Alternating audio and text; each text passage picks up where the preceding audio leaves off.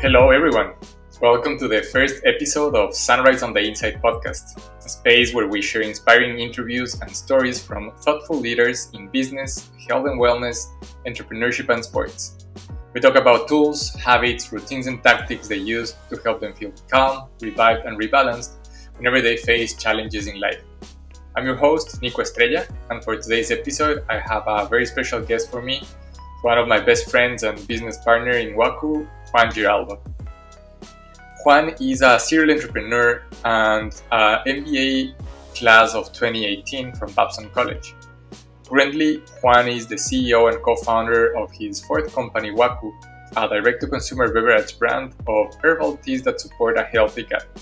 Waku uses only ethically sourced ingredients from the Andes Mountains of Ecuador and supports the livelihoods of dozens of Ecuadorian smallholder farmers. Juan is a World Economic Forum global shaper. He has lived and studied in Europe, North America, and South America, and is fluent in 3 languages: Spanish, English, and French. He is passionate about entrepreneurship, management, and high-impact businesses. Hope you really enjoy this first episode. This podcast is a personal project I've been wanting to do for a while now, so I am super excited for this. I'm going to start releasing a weekly episode every Wednesday, so make sure to subscribe to get notified for every new episode. So without further ado, please enjoy this conversation that I had with Juan.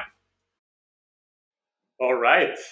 Welcome to the first episode of the Waku podcast, Sunrise on the Inside. I have one of my best friends and business partners today here in the call. Is Juan Giraldo. Welcome to the show.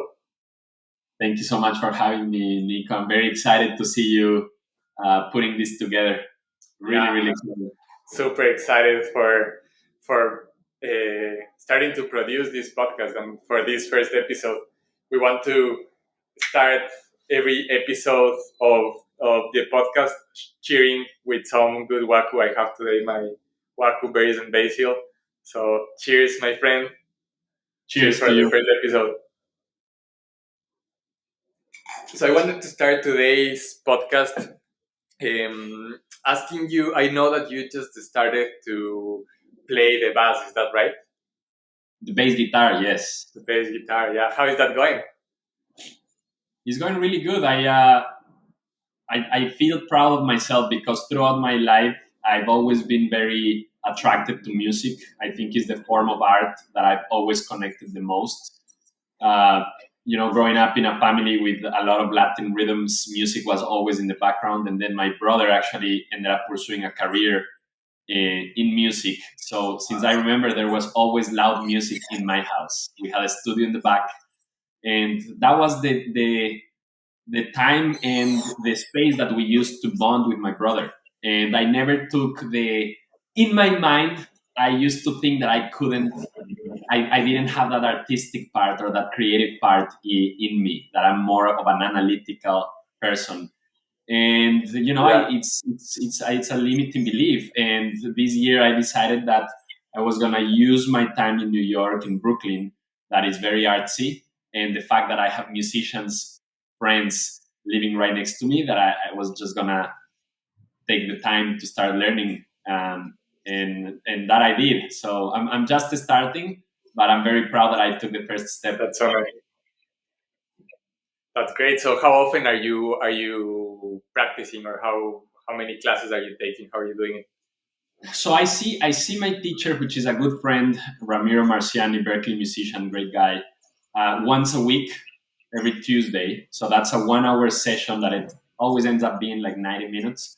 Then what I try to do is at least 30 minutes a day.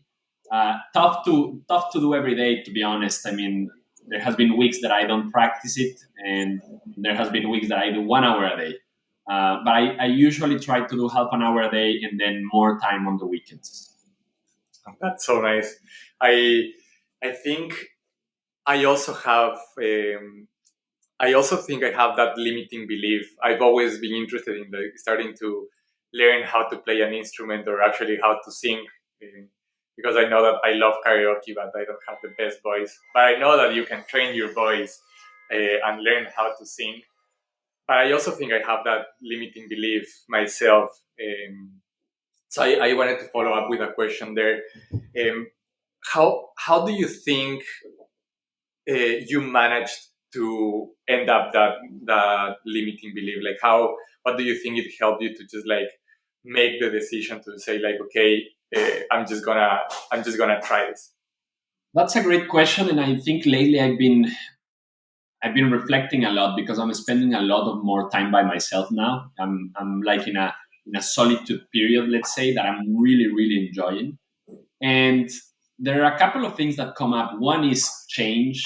I've noticed about myself that when I change my environment, I get a lot of new energy, new ideas. It's just I'm like a kid in a playground because everything is new. And so change, I mean, change cities, change environments, change schools, change apartments. All of that brings sort of a new desire to do new things to me. And the second thing that comes to my mind is just taking action, and it's just sort of a cliche of entrepreneurship, but I truly believe that at some point you just need to stop thinking and just do it.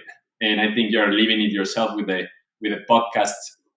You just have to start somehow. And the moment I arrived here, I was like, look, I'm not gonna buy the best bass. I'm not gonna be able to invest, $2,000 in a good instrument. I'm gonna buy the cheapest thing I can find, and I'm gonna start playing. And later on, I can change my bass guitar to a better one and my amp for a better one and all that. But right now, I just want to start, and that's what I did. I agree, and I totally hear what you say. Really like that idea of just starting just with whatever you have right now, and like with the cheapest and most easiest way to just start whatever you want to do. Just to show you, this is I got like a $80 microphone from Amazon to just start this podcast, and just Google tools that can help you do it. I know that it's something that you just have to keep doing it to get better at it.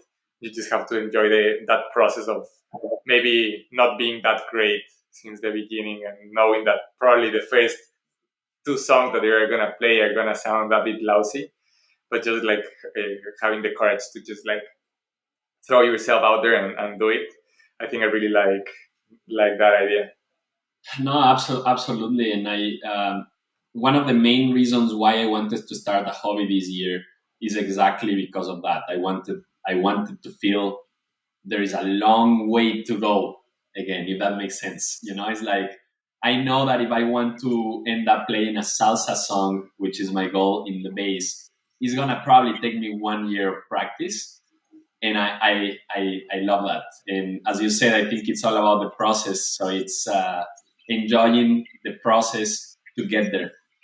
But I think it's also humbling, and I think it's like your brain is stimulated in a very interesting way when you put yourself in a place where you don't know anything and you're just starting to learn. I think your brain gets is like steroids to your brain. Yeah, totally. And I think this is a great segue right now to the next part that I wanted to talk about. And as you were saying, I think a big shift that happened to us as a company um, in this year, I think it like in the first half of this year, was that I think we started to change a little bit the shift of not looking at the goals of the business like in the short term, and seeing just like, okay, how much sales are we gonna make at the end of the month, and just like trying to be focused in the short term things. And I think an important thing that happened this year, I don't know what you think, but I think that it was like seeing this game as it's a long term game, and it's a process. So there's a lot of things that we know that we have to start right now that are going to start to uh, pay dividends in the future. But changing this mindset of thinking in the long term, I think has been really really impactful for the business this year. So I wanted to ask you, what things do you think made you uh, change this mindset from like this short term thinking into like trying to see the bigger picture in the long term? What I think it's do you think? interesting, Nico. I think it's interesting because I tend to think that you and I have always had a more long term approach to business and life in general. I think that we lost touch with that part of ourselves in the first 2 3 years of the business because of the go mentality that the startup world in the US gets you. Um, but I think we just needed to reconnect with that part, you and me. I am a big believer that great things take time to build, and you should approach business and life as a marathon and not as a sprint. And when I reflect back, I know you like this word, but I think the strategy course we took with Robert has been very impactful because it has given us the space to breathe. So it really gives us the rhythm to actually think, and so you take a breath for a minute, pause, think where this is headed, uh, appreciate all the progress that we have made that I think in the past we just didn't have that space.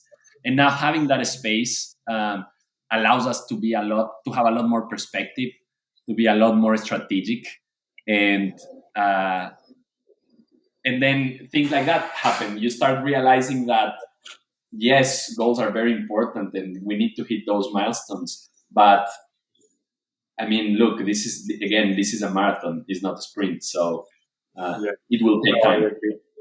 I agree. I think that strategy, those strategy sessions that we've implemented since this year, have helped a lot the business, and I think that personally, I think because of course we do these retreats, and to give everybody a background on what's these strategy sessions, we get together, me and Juan as founders of Waku, once every quarter. We try to do it somewhere that's not in our houses or somewhere that can take us out from our day to day, and we take a weekend to first see the results and all the things that we did in the past 3 months, and then we start to reflect on, okay, how are we going in our goals? Are we doing the right thing? So we take these 3 days to just stop and ask ourselves the important questions of if we are doing the right things and taking this time to, as Juan was saying, to reconnect with ourselves. But I think, as for business and also for everyone out there, I think it's super important to have these times, maybe more often than once a quarter, but having these times for yourself when you can just stop for a second in the craziness that you have in the day to day, and you can just stop to think, literally have one day, 1 hour every week where you can just stop and be there with your thoughts and with your ideas. I think that is something very very important. Do you have any type of practice that you take time for yourself, like personally? Yes, I used to be a little bit more disciplined in that front, to be honest. But two things that I still keep is my gratitude journal in the morning, the 5 minute journal. So that I do, and then I write my journal for 5 minutes every morning. And I found the latter, so the one where I write my thoughts, I found that very relaxing. Honestly, very relaxing. It's like whatever is going through my mind, I put it in paper. So it's literally now I have the habit of my pen doesn't stop for 5 minutes. It just doesn't stop. So I usually just put there my thoughts and feelings. So that's one part. Nico, that really for me the most important habit is exercising. When I'm exercising, my mind is in the right place. My body feels good. I look forward to it. Um, and so that's another one that I take very seriously. And then reading, it's really escape. I mean, I again, I'm in this moment where I have a lot of time because I'm living by myself. and I really don't have a big network yet in New York. And I'm reading so much, and it relaxes me so much. It's amazing. I I've been used to also do getting into more, but Wim Hof breathing got me for like 10 months last year. And I also try to do at least 10 minutes of meditation. That's happening now 3 times a week. Hey, just a quick pause for a message from Waku, and we will be right back to the interview. We are very excited to let everyone know we've just launched Waku's crowdfunding equity campaign through Republic, a platform that allows anyone to invest in private startups like Waku. Waku is now part of a very exclusive group of highly vetted startups from Republic, and now you can become an investor of Waku starting with investments as small as $100. If you'd like to learn more about why to invest in Waku and why this is such a great investment opportunity, you can go to republic.co/Waku. That's republic.co/WAKU. We will be thrilled to have you join us in our journey to bring to the world the most refreshing herbal tea with gut health benefits and help to create impact in the livelihoods of hundreds of Ecuadorian farmers. Let's get back to the show. That's amazing. Yeah, no, what we used to live together with Juan in during 2018 and 2019, and I do remember that you are very very rigorous with your routine, and I remember that you have your things like your teapot and the place where you leave your books, and I remember that you were very disciplined in following those routines. Yes, I found that we need a lot of, I call them armors, and we have chatted about this a lot of times, Nico. But life has many different cycles, and it goes up, it has ups and downs, and I think that each one of us needs to explore how to best protect yourself from going too low or too high whenever you are there. And I found for me, routine is what keeps me very grounded. And so I try to be disciplined with my routine. One thing I've introduced these past 3 months here in Brooklyn is music, though. I'm playing a lot of music. I'm listening a lot of music, and that's becoming part of my routine. It's like maybe I drop a little dance here and there, just having fun with music. Yeah, I think that's one of the things that I missed the most of living together was just like the dance parties that we used to have. Because even during COVID, when we were not able to just go out to bars or anything, it was just like you, me, and a couple other friends with my girlfriend, and it was a group of 5 people. And I remember we had a blast in our apartment, just like the 5 of us dancing to videos and to music. That's one of the things that I miss the most about living together. I think we've talked about this, but there is no, at least in my opinion, there is no better way to release stress than going out dancing. So dancing once a week is really therapeutic. Yeah, yeah, no, I totally agree. Now I know for Waku the 2020 was a very rough year, and we've already been doing this for 3 years now.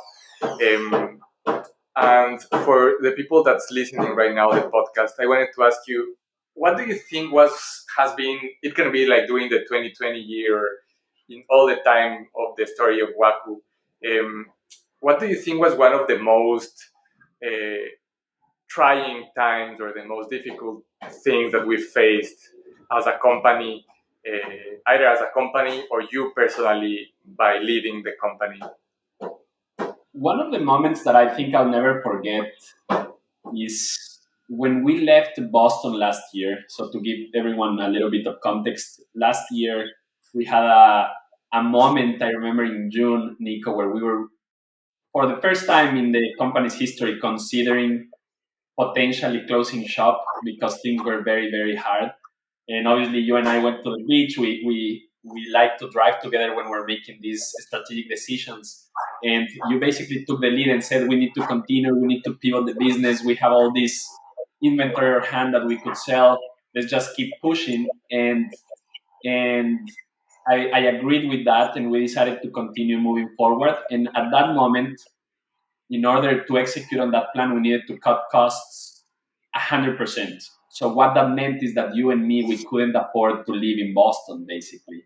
And so whenever we decided that we needed to move out from Boston and that we were going to live in Uncle Rod's house, that is Nico's uncle, who very kindly opened his doors for us. He had a beautiful house, so we were very lucky, but we stayed at the basement with him for 4 months, living rent free. It was very sad to me to leave Boston in a sense of like I've lost. I didn't leave Boston from a victory place, let's say, because I felt that I had to sell my car. I wasn't moving to a place that I specifically decided to move. I we had to pack all of our stuff and leave them in a storage unit. I felt defeated. I felt defeated. And obviously, that's, after spending 4 years and a half in Boston, that's not the way I wanted to leave. So I remember the feeling of, sort of feeling like broke, like I was broke personally, financially, and the company was almost broke as well. And I remember talking to my dad and telling him that I feel that, I feel very sad because I'm leaving Boston defeated. And he told me, look, life is full of crises. One day you're up, one day you're down. This is part of the game. Like, don't dwell too much about it. Go do your thing. You're gonna focus for 6 months, do what you're gonna do, and in 6 months I can guarantee you'll be back on your feet, doing living where you want to be and doing what you want to do. And that's what we did. And it's funny because in the last retreat that we were together, Nico, the first retreat this year, I told you our lives have changed so much in the past 6 months. I mean, we're going up right now as a rocket, Crazy. because we committed, because we made the work last year, and we didn't allow the situation to sort of defeat us, actually, because we ended up winning after we went and worked almost 6 months non-stop in Uncle Rod's house. So that, I think, to me was the most Yeah. tough moment. And luckily, then with all these tools that we have in our personal routine, reading, and obviously our energy as a partnership, I didn't dwell that much on that sadness, but it did hit me. Yeah, no, I remember those months. The things got very very tough, and yeah, I will always be grateful with my uncle for him letting us be those 4 months there in Michigan. But I also think that those 4 months were super helpful to be that it basically took out all the distractions. I think it was literally there in the suburbs of Michigan in Northville, uh, where literally there were no distractions, and we were able to focus in ourselves and taking care of ourselves first, and build ourselves back from the defeat that we had from the pandemic, and literally start to build from the ground up again a new business model that took us like literally those 4 months of full focus, working the 12 hours per day, and having times to rest, having times to reflect. Uh, I think those 4 months were crucial. I think for Honestly, life changing. I think for both of us. I first is, going even deeper with understanding the love of family and the importance of family, and we could felt that kindness from Uncle Rod and his family that welcomed us. Incredible to feel that. So that grounded me personally a lot, to feel that family love. And the other part was, never in my life before that I I found the stillness. That was the first time in my life that all the noise was reduced, and I was able to listen to myself. And that, honestly, I don't want to lose that sort of perspective or ability to listen to myself never again.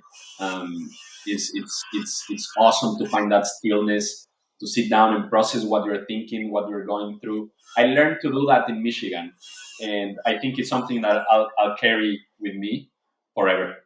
What do you think? Do you remember what were the tools uh, or books that you read at that point that helped you achieve this and helped you to connect more with yourself and with your thoughts as you were saying? Yeah, so two things come to mind. One is, obviously, my morning routine was very strict at that moment, so I took 3 hours every morning to exercise, Wim Hof breathing method, meditation, writing journals, clean eating. So that was very good.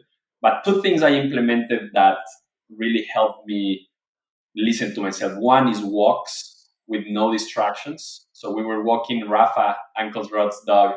Nico had to walk him in the morning and me in the afternoon. This ended up being a gift because every afternoon I would walk with Rafa, let's say 30 to 40 minutes. My phone was off, no podcast, nothing. It was just me, Rafa, and nature. And that walk was very cool because I put that effort to say, okay, what's going on right now? Am I investing my time and my energy correctly? Is the business getting what it needs from me? Is my family getting what they need from me? Is Nico getting what they need from me? Am I getting what I need from me? So it was a good time to process. And the second piece was every Sunday, I would reflect on the week and first evaluate whether I was putting uh, my time in the right places, and second is what I learned this week. Did I do things properly? And I journaled on that. So those two practices are. I still keep the walks. I haven't been reflecting on my weeks lately, but the walks, incredible.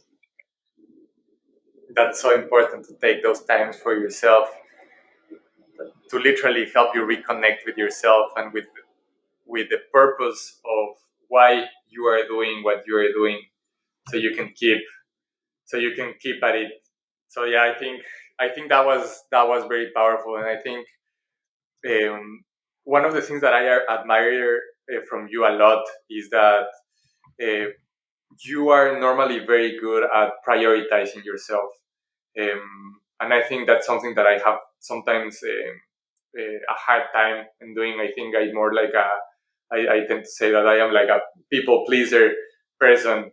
So a lot of times I tend to put like the well being of others, of my friends, of my family first, and then sometimes I forget to take care about myself, and I forget or I just don't put the time there to be with myself and be with my thoughts and uh, have my routine. And I remember that it's one of the things that I learned by living with you was that your routine was sacred. Like it was no matter if it was an investor, no matter if it was like a very important thing, you had to do your routine because you knew that you were gonna present yourself better if you were like in your routine. So it was like a sacred moment in your life, and I think that that's one thing that I've been implementing lately. It's that every time you prioritize yourself, it's like you're putting a vote on like, okay, I am telling to my subconscious that I am the most important person in my life and that I am taking care of myself, and that changes you, like that changes something in your mind. And then whenever you go and talk with the investor, or you go and talk with your parents or with your girlfriend or your friends, you come from this place of abundance, and you come from this place of like, okay, I already took care of myself, now I am able to take care of others or of the business.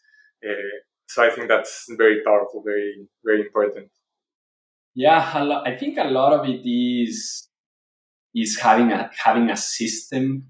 I think it's like time management. I even think because it's having a system to schedule your time for yourself and be disciplined in not allowing anyone else to disrupt it. And so one of the best things I implemented back in 2018, I think, or 2017, I can't remember, is I turn on my phone when I start my day, for example. That I realized that the impact that a text can have on my day was way too much for me to give up.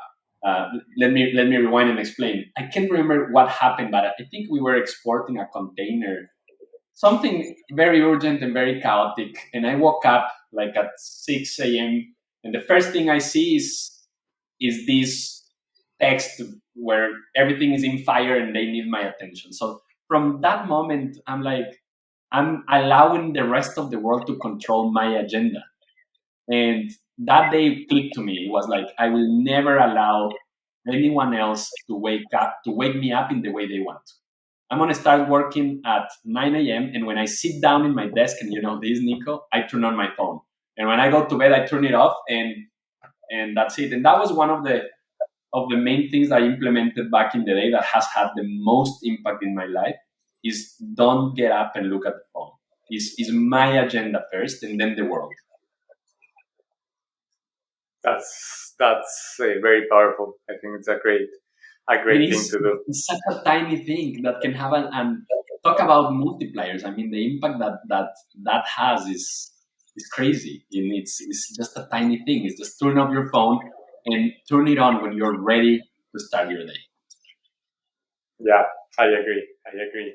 Awesome, Juan. I know that we can keep talking the rest of the day, but time is of the essence. I want to respect your time today. And to finish up our conversation, where can people connect with you? How can people stay in contact with you? I am actively trying to be more active in social media. This is a goal for me this year. So I'm active in LinkedIn right now. So look for me in LinkedIn, Juan Giraldo. And my email address is juan@livewaku.com. Those are the best two places to find me. I'll put those in the show notes. Thank you so much for your time today, Juan. As always, it's a pleasure to talk with you, man. Always fun to talk, Nico. I feel that, well, now we have the retreats, but in the day-to-day is crazy because we talk so much about operationally that we really don't know what's going on in our lives, basically. But the retreat gives us a space to chat. Yeah, I agree. Awesome, Juan. Thank you so much. It was awesome. Cheers again. Thank you, Nico. Cheers. Good luck. Hello, everyone. This is Nico again. And just a few more things before you take off. If you'd like to be part of the Waku tribe to be the first one to know about the launch of exclusive flavors, special promotions, and content about health and wellness, just go to livewaku.com. That's livewaku.com and sign up for our email list. And if you sign up, I hope you enjoy being part of our community.